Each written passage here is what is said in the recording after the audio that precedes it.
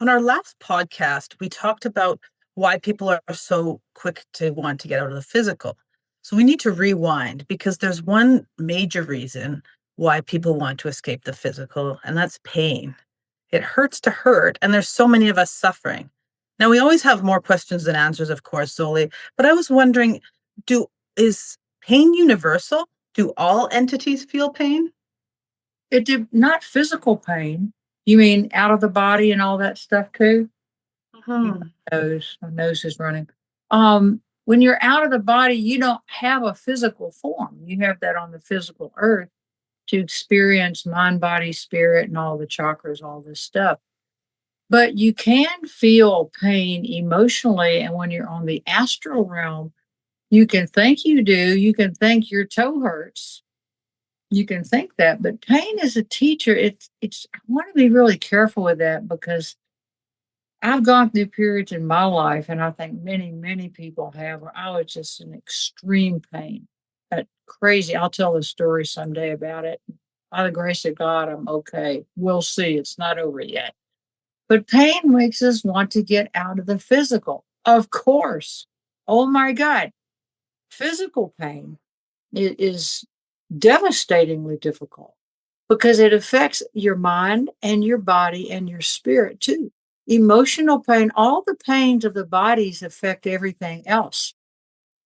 I don't have the answers to it, but I think we want to get away from it just because it hurts. Do you think people really choose a life of chronic pain? And if so, why would someone want that for themselves? Oh, wow. That's discussed a lot in metaphysics. And I think sometimes we do choose that, and we choose that to overcome. Look at what Helena Petrovna Blavatsky did in the 1800s, early 1900s. She had enormous pain. Other people and work through it to do the work, so to speak. So she didn't let the physical interfere, and that is a reason. Look at the man Stephen Hawking. Look at what he dealt with.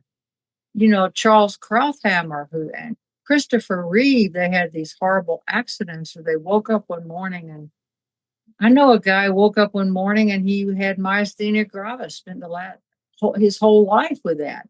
So I think it can be, but it isn't always, and it's not always a karma. But here's the thing: if something so called happens, you can make good karma out of that. We come here to, and I want to be careful how I say this, we want to extend ourselves beyond an ability or not to work in the world, to do our mission. And I tell you what, pain can stop you where you are. It can stop you. And I'll tell a story of my 10 years in excruciating pain. It was bizarre, just bizarre. I'm not going to get into that today, but because I'm still working through the why that happened.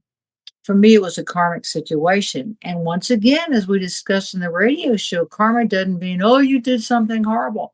What it can mean is this is the best way for you to learn this and to overcome what you are trying to overcome. It's hugely complicated. In this country, I don't know about Canada. I assume you do have a lot of pain clinics. And we've made enormous research in using techniques to breathe through or to move past the physical pain, not to detach from it. I don't know enough about it. I won't even get into that. But a lot of it works. It really does. We have chiropractic, acupuncture, massage, there's all kind of things. Sometimes nothing works. And it's extremely frustrating, extremely debilitating. And some people just want to leave this planet. Now, if you kill yourself, maybe that's okay.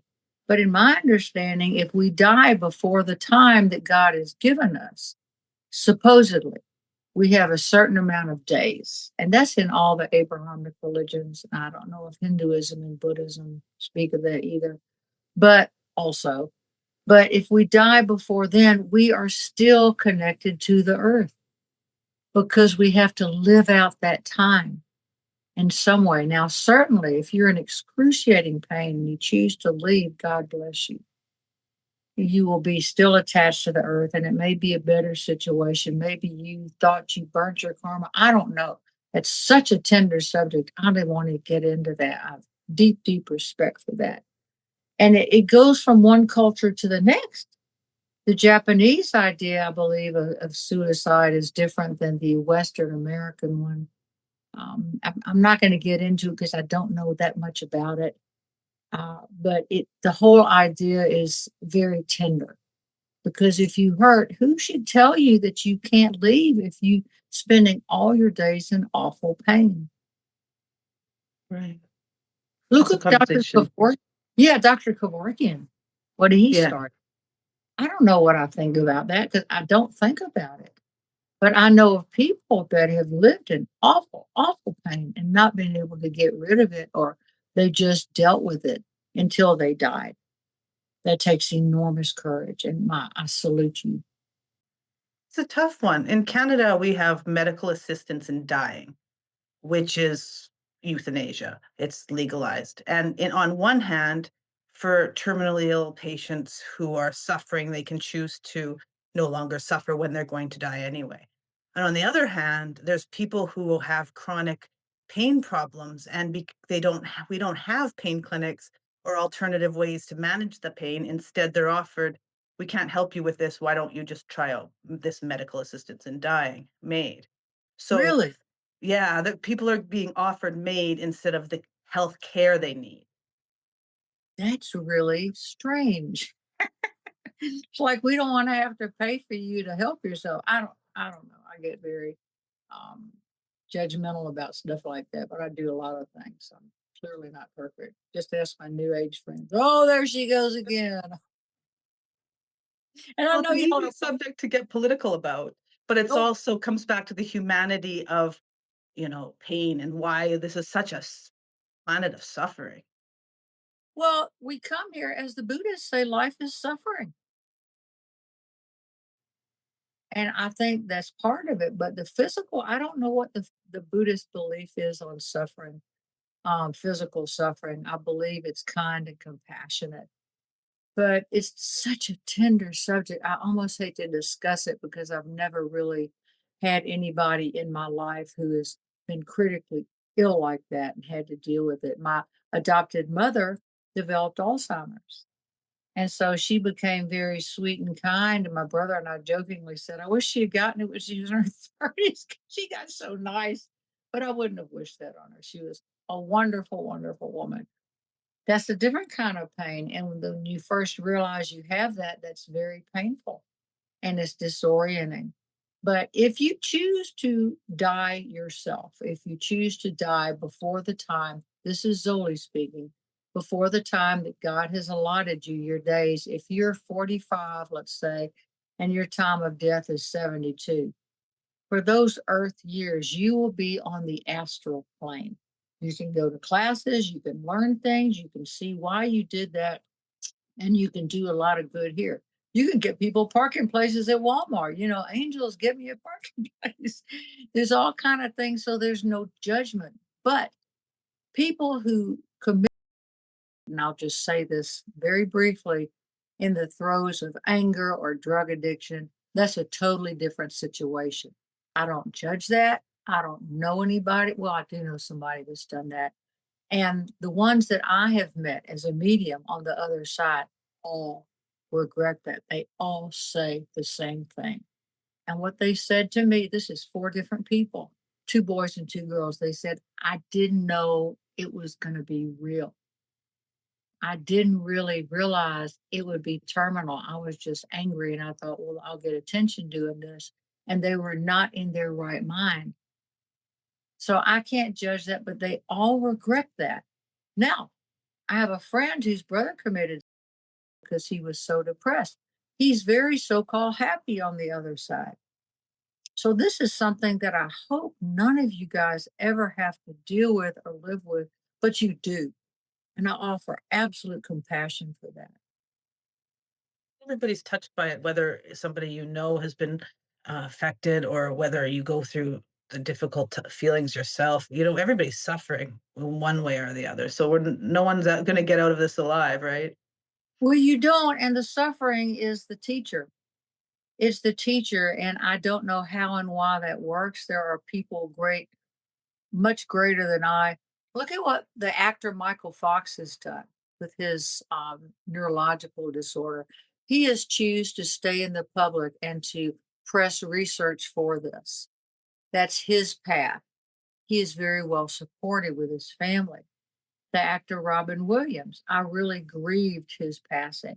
He was in enormous psychological pain. Could he have stuck around? And I don't know.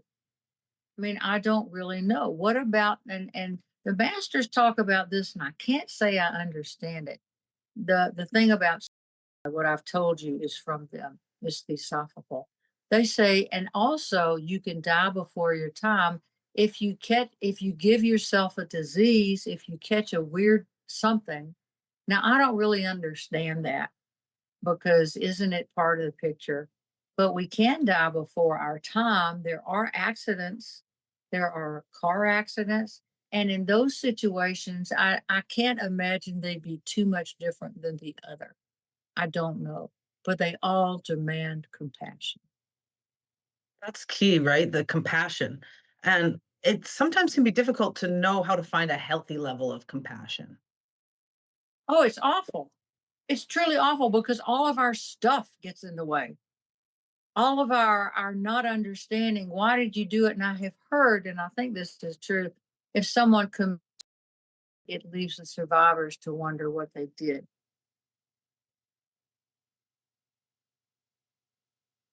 Unfinished thread. How we talk about the golden thread, that's a thread that's just cut. And no matter how many notes you've left, whatever, if someone you just commit suicide, you find out the next day. I don't think the assisted side is like that. This is just me talking now. You know how wrong I can be about things. But I think if you wake up and my God, he killed himself. Well, I just saw him yesterday. He seemed fine.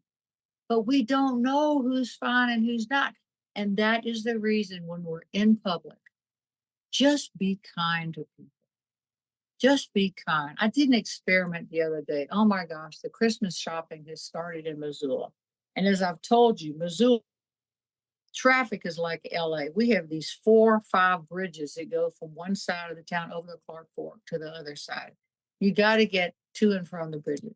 Traffic was backed up for miles. And I thought, why did I come this way? Well, I'll tell you what I'm going to do. I'm going to do what I did in the post office the other day. I'm stopping at every car and say the Ho'oponopono prayer. And I did that in the post office. I looked at people in the back of their head. One man turned around because he was probably sensitive. And I would turn around if somebody did that for me. That way, we're getting out of ourself. That is compassion. You don't have to do anything about it. A protective, beautiful light blue cloud over that holder. And then people can take what they want from that I didn't force it on anybody. And I've told this before, but I'll tell you again. Many years ago, I read a story, and I'm pretty sure it's true because I read it in a lot of places. Does that make it true? No, Zoli, it doesn't, but just go with me, tolerate me for a minute. There's a woman that traffic was stopped, and she looked up and she saw the flashing lights of an ambulance. In this country, it's red, red and blue, law enforcement. There was a fire truck, and there was a horrible wreck. It was awful. And the ambulance then just left and drove very slowly, was driving past her. She said she prayed over that and said she knew that somebody had died. She in her heart, she knew that. Well, the person in it didn't die, but they said when they came out of in return to consciousness in the hospital, I felt love around me. Somebody was praying for me. So this shit's real. It's real. And that's what's cool about it. When you say these prayers for people, you don't get anything back. You're not supposed to. You are given. But what you get out of yourself, and for me, because my mind is always in research mode, it's very good for me to get out of myself. Just ask my husband. Oh my God. So give that a shot, and that will relieve some of the emotional pain that we have. because we are on a timeline, we're on a schedule. This world is time and space, not going to get away from it. And so anytime we can take ourselves out of that and put ourselves into a different space, that's really divine. It is really divine, and the way you said it made me think about how our understanding of healing, we might not get we might not get it in this world or on in this life, but their healing might be happening on a different reality or a different time frame than what we're expecting it to. That's a really good point. And that would take me a long time to think about. But I'll tell you what I think about that. I think healing is happening all the time if we invoke it and if we ask for help. The other day, I was going through one of my, I call it psychic psychosis. I was just overwhelmed, too much stimulation. And I think I told you this. We were in Hobby Lobby and I walked in. It was like being in Walmart in December 24th. I was overwhelmed and I felt myself going into an autistic shutdown.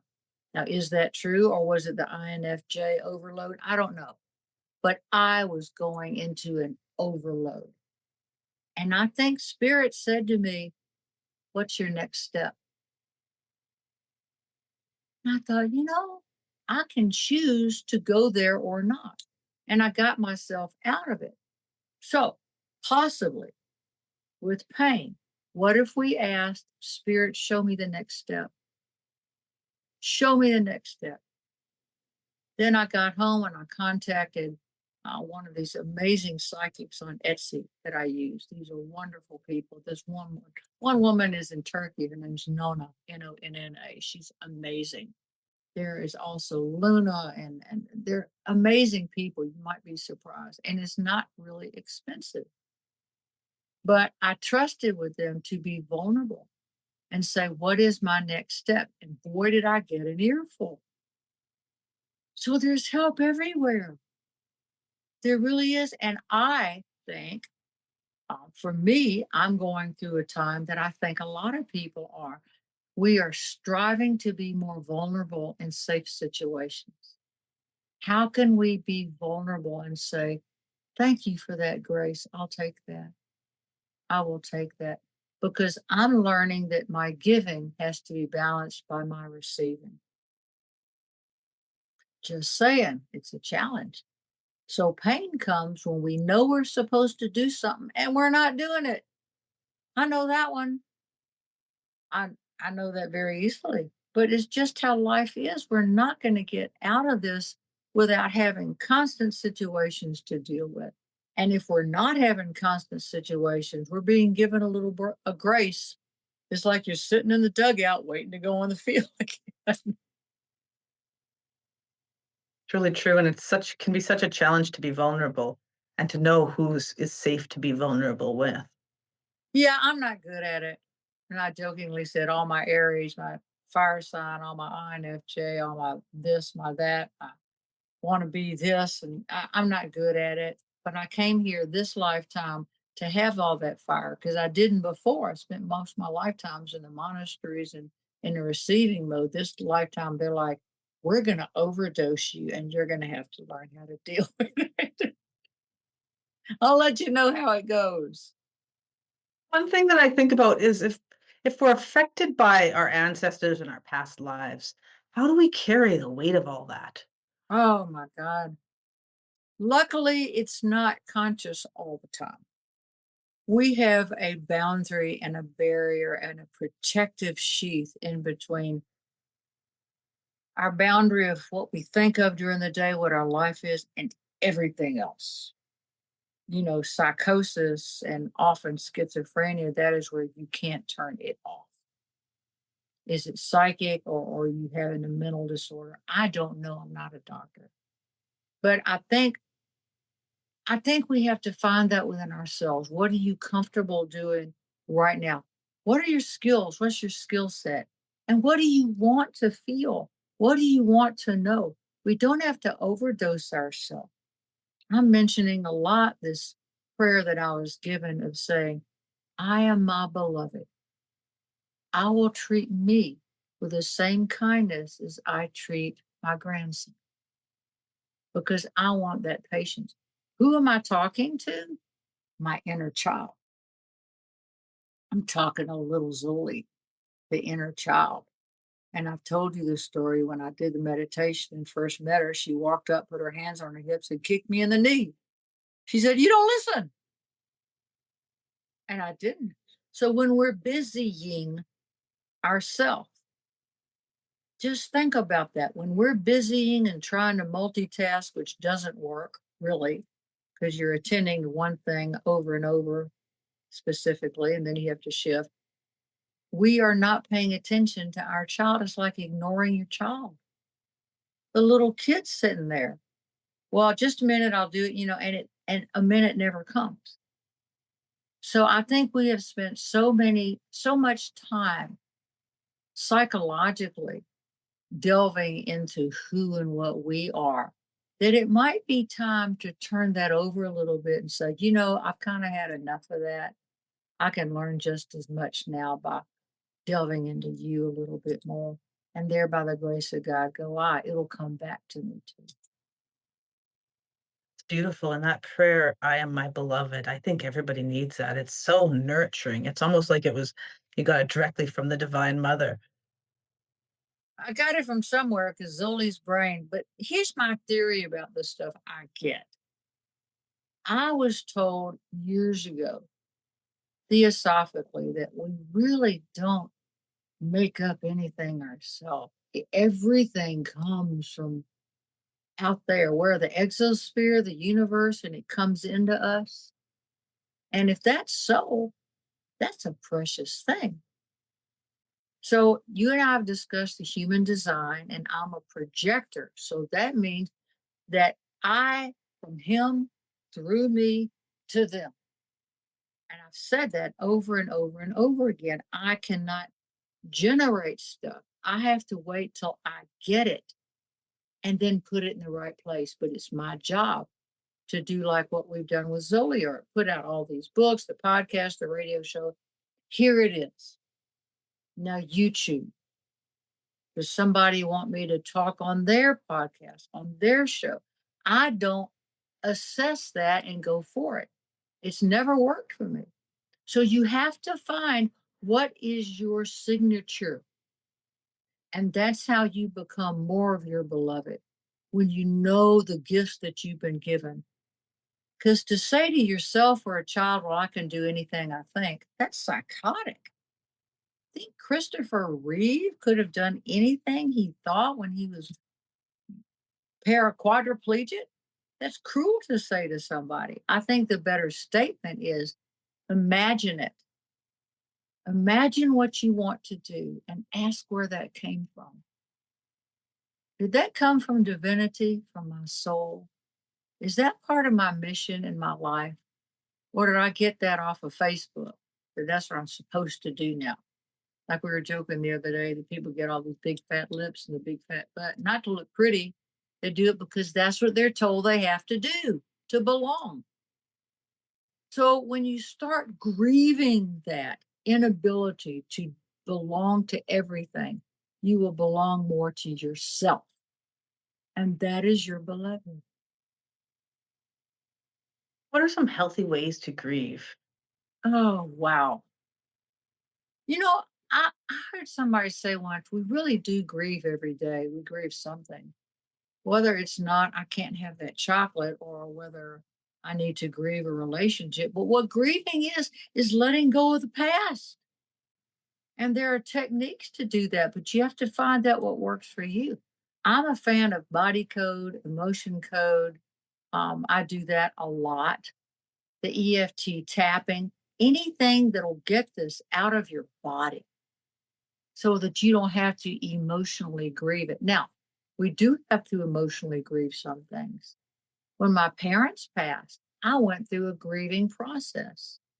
And there are the steps of that. Elizabeth Kubler-Ross, I think, she addressed that in her work a lot.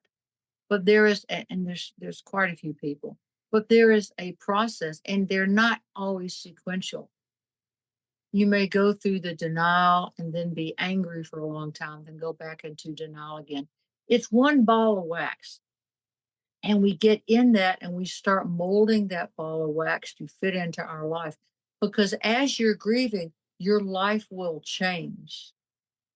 And sometimes drastically, sometimes not. The Tower card in Tarot. The Tower card is the big burning tower, people falling off of it. It doesn't mean your life's falling apart. It's asking you to grieve what no longer works. Because that Tower card, everything falls off that is no longer needed. Because everything of this world has a beginning, middle, or end. What's eternal? Love, God, divine feminine, divine masculine. We don't have to try for that. That's just there. But everything of this physical world will go away. And we have to grieve it when you move to a new house or when you graduate from college and it's wonderful. There's a grieving there also. And grieving can go hand in hand with celebration. It's a very, is grieving a noun or an adjective? I don't really know. Is it a verb? I think it's everything. And I think other people can be very helpful to us when we're in the grieving process. There's some wonderful grieving groups that you can go to. There's some online. Certainly, recovery is a grieving process. When we do the first 6 steps and the 12 steps is about you getting you together. There's a lot of grieving there. You do your 4th step and you do your review. Oh my gosh, and the 5th and 6th, you're grieving that, going, I'm going to let go of this stuff. Then you start coming out of that. And we want to take the lessons of the grief with us. It's not healthy for the body to stay in grieving for a real long time. It'll affect all of your organs, your sleep, your skin, mind, body, and spirit. Find a way to get it out of your body. There are a lot of techniques to do that. Like with everything we say, it comes to trying and not to stay stuck in it, to let it go through you. Yeah, and it's very, very hard, and it's so personal. Oh my gosh, it's so personal. When my adopted daughter passed from cancer, a friend of mine said, I never saw you grieve her. And I said, I grieved her before she left. And when she left, it was such a blessing. I was glad for her.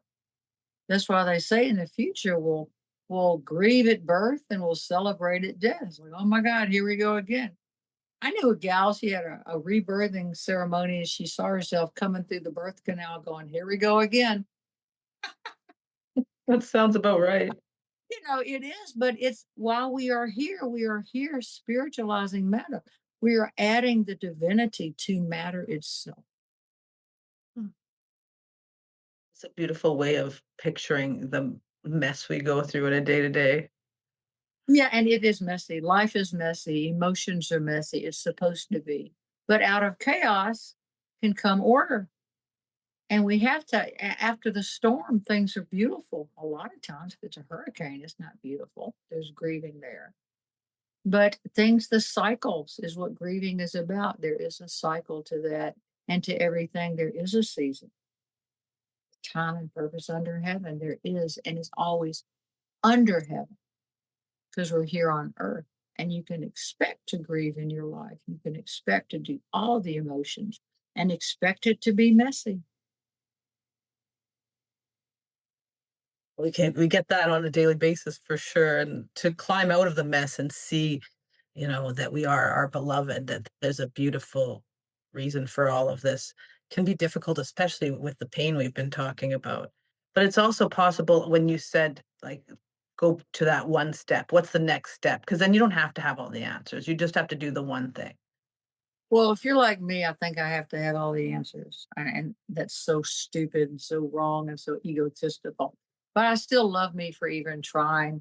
But I'm learning now as a crone, an older woman, almost 72, that just doesn't work. And so I'm more gracious and I'm more understanding. I no longer can pick up 4 bales of hay and throw them in the back of the truck. Are you kidding? It's very humbling. Not that I want to do that in Montana. I mean, I'm up here in the wilderness, there's no livestock. But the idea that things change. And if we do accept help from other people, that helps them too. That allows them to give and allows us to say thank you. It's very difficult sometimes for to ask and to receive that help, especially if it's something you're not used to or comfortable with. It is for me. It's difficult. Now, this is something that is my current I'm working on. I'm sure spirits up there going, well, there she goes again. Let's try it from a different angle. But you do want to do that. Some people come into life, as you said, if they have a life of sickness, maybe that soul is wanting to get the experience of learning to be helped. I'm going to spend a whole lifetime needing to be helped because maybe I've been a powerhouse in many other lifetimes. It's not that you've been evil and did stuff. That's not it. Many times it's just you just want the experience of that. It often makes me think about how we might have chosen the experiences that we wanna have, and then we get here and go, "Oh, that's a little more uncomfortable than I thought it would be." You think astrologers, when they look at my chart, they go, what were you thinking? Who did you decide this? What is the matter with you? But that's typical Zoli. Get as much done in one life as you can. I don't know if it's smart or not. Luckily all that most of that's behind me. Most of it is. But we come here. I mean, the joke is we sit around the big campfire and the isness going, okay, it's your turn. You're going in. Well, I'll see you in DC in 1998 and we'll do this and that. And oh, let's hate each other this time. That'll be fun.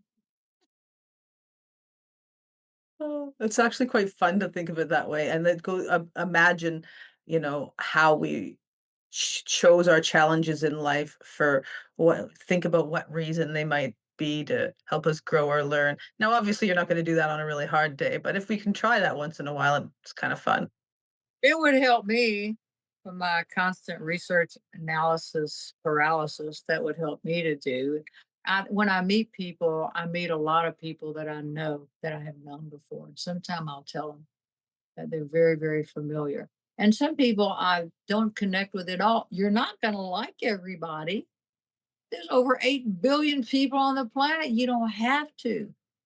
We're going to have enemies. If you really have values and opinions, you're going to have people that believe opposite from you. You just don't have to hate them. You see, we're in these times, there's so much unrest and so much fear. There's a lot of hate and there's a lot of paralysis in that way. It'll pass. That's just like a 12-year-old have stomping around. It'll pass too, But I think to remember that we are the other and each person out there, they're their beloved too. And everybody's having a hard time.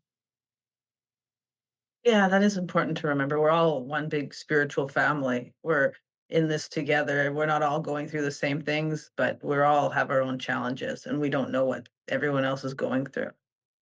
Yeah, and don't you hate seeing somebody go through something you've already gone through and you got it just like, "Oh, yeah, well, that's gonna yeah, we'll see if you get that, and should I help them or not?" Well, shut up and pay attention to your own life, so they just stop. It's human nature. We all share these same traits. We really do. We have the same emotions, and we pretend like other people don't, or they can't get it, or they should get it, or we don't. We're just nuts. I mean, we're absolutely bizarre. That's why we have a DSM, Diagnostic Statistical Manual. We're up to number 5 now, showing how wackadoodle we are. I know when I was taking all my psychology courses, I'm not a psychologist or a psychiatrist, as you can tell. But I'm like, well, I see me in that, and that, and that, and that, and that. Well, we're in all of it to a certain degree. That's because the DSM is like it's the Bible of the personality, not the soul, the personality. And human nature is defined in there. So if we got past that human nature part of it, we can just reconnect with the soul and avoid some of the human problems? Or is that Oh, wishful thinking? no, it's not wishful thinking. What you're talking about is after thousands and thousands of lifetimes, we will go through what is called the first initiation. And you do that, and all of a sudden you are on the path. You want to know. First degree initiates, most of the people in politics out there in the world, doing things in the world. You want to serve. You want your soul message out there. They can be hugely obnoxious because all of a sudden they have all this power and no wisdom of what to go with it. The masters don't even consider, and the second degree initiation is about learning to control the emotion in a different way than we talk about. The third degree initiation is masters don't even say that we are divine until we reach that. And it goes there. There are four. The fourth is the crucifixion, where you were at the top of the mountain. Now you start giving things up. Those are the initiations you do while you're in a physical body. The fifth, sixth, and seventh you do out of the body. The fifth initiation, fifth degree, you are a master. That'll be fun. That'll be cool. But we go through all these lifetimes until we can get that. And at the first degree initiation, you start getting your soul starts coming in more. It's like, wow, what is that? What is that? I want to know more about that. A lot of the first degree initiates are mature souls, in the words of Messages from Michael, because they want to know. They go to the psychologist, they're learning, they're thising, they're thatting, they want to know, and they're out in the world. So people in politics, some of the even Hollywood stars, you think, God, they act like idiots. Well, they really are very evolved. They're just trying to find their level with all this power. It's like driving a Harley that's too big for you. Well, that'll be fun. It's incredible to learn about the different levels and how our soul interacts as a human to get there. And we're all here together. I don't think they're no more infant souls. Now, this is Messages from Michael. They're no more brand new infant souls, but there are a lot of baby souls who are the fanatical religious people in all religions because that is their anchor. They're not wrong. That's how they're learning. And they are the ones keeping that energy alive and vibrant. And the young souls, they move here and there, but there are certain countries in the world that have a lot of mature and old souls. They really do. I'm not going to get into who, where, what, and why because it's like, oh yeah, well I knew it. No, no, you don't, Zoli. You don't know that. But I think the whole point of what you were addressing is we do evolve and we are always evolving, even if it's a tiny little bit. And what is evolution? It's getting rid of the past. And if we're holding on to all this stuff, as you said, ancestor trauma, childhood trauma, we are all acting out our relationships with our parents until you die. Your brain is programmed to do that. That is your security. So we're all adult children in one way or another. I like what you said there because you emphasized that we're all evolving, but it's not like up the hierarchy, you're getting closer to the divine. We're all spiritual. We're all divine right now. You're just kind of getting rid of the traumas and the physical things that are holding you back. Let's say you're a really smart person, you're a billionaire. Now you want to learn welding. When you go to welding school, you're going to start at the dumb place. Just think about that. Because you don't know. So no matter how evolved you are in this way, when you start something new, you start at the bottom. That's what Earth School is about. Most people on this planet are star seeds. They are from somewhere else. Why is that? Because this is the place to be. It has been for thousands of years. And the earth calls in help. It calls in from other places and times and spaces. And once you come into Earth School, you have to finish it. You can spend 100,000 years in the astral realm or on I don't know, Lyra, wherever you want to go or wherever you're from. But you have to come back and finish your degree here. You're not going to get your degree for Earth School unless you do the work. So when people say, well, this is my last life. No, it's not. Said Earth calls us in, and that I wonder if you can clarify something for me. I hear Earth spoken about as Mother Nature or the or our mother, is the earth is an entity. Yes, it Is the is. earth, what is the difference between the earth, the entity, and the divine mother? Is that the same thing? No, not really. The earth itself, it's like when you have a car. Your car is the earth. The gas you put into it is the divine feminine. Just see, you feed that, and it's an oversoul energy. It can't run, earth can't run by itself. It really is a living being.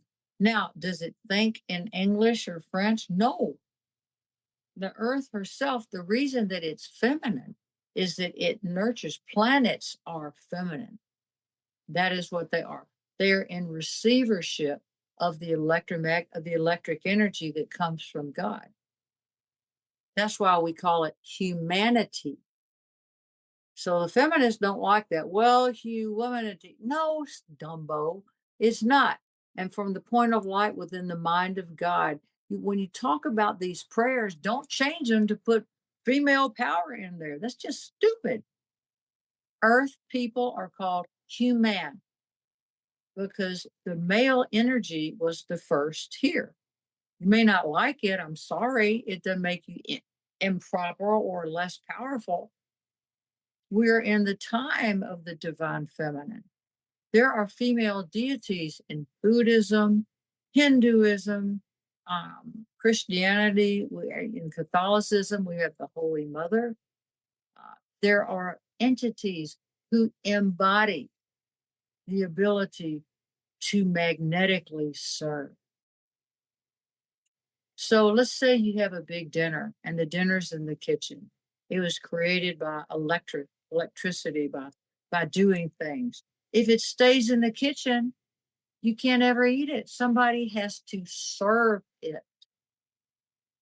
The feminine, when you come in a female form, you come here to be receptive and to serve. Now, can you be a boxer? Sure, you can.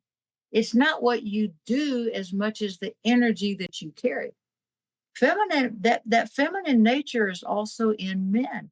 When you hold a child, when you're cooking, when you are receiving energy, when you feel that sort of love in that way. Male and female is very specific. And I know it's gone a little wackadoodle now, but we'll straighten it out because that is how Earth changes. We have the family of the father, the mother, the child. That is in the great plan, the plan of light, love, and power that was created. And this is Maitreya's teaching that this was created millions and millions of years ago to have a structure for human beings on this planet. So, humanity, when you pray to God, so to speak, you're talking to Sanat Kumara. Now, people aren't going to like this. Sanat Kumara, and there are other ones too, but Sanat Kumara is the being from Venus who came here 18.5 million years ago to build this planet and to call in others to build this planet. That calling in is the feminine nature. That's powerful stuff. The feminine nature is hidden, it's arcane. It's not assertive, so to speak. And I'm going to get into all kind of trouble with my new age friends if I talk too much about it and say what I say. So do the research yourself. Search maybe the word divine feminine, divine masculine. We all have it in us. But if you're in a female body, if you're born like that, or in a male body, there are a few people who are both. There are very, very few. What, one out of 1,000? I don't know. But the idea that you're not okay and you want to be the other, that will never happen. Why? Because of your soul. Your soul sent you here to experience male or female. It's an important distinction you make because oftentimes when people hear, oh, it's the age of the divine feminine, they all get up in arms and think it's about down with the patriarchy when it's really much more spiritual than that. And it's not, we all have feminine and masculine energies, and it's the energy of it, not the action. Well, there's a group of females that drive me absolutely bonkers. And they're the ones that are radical feminists who don't want to be around men, who just hate that energy field and hate some of our political leaders because they're alpha males.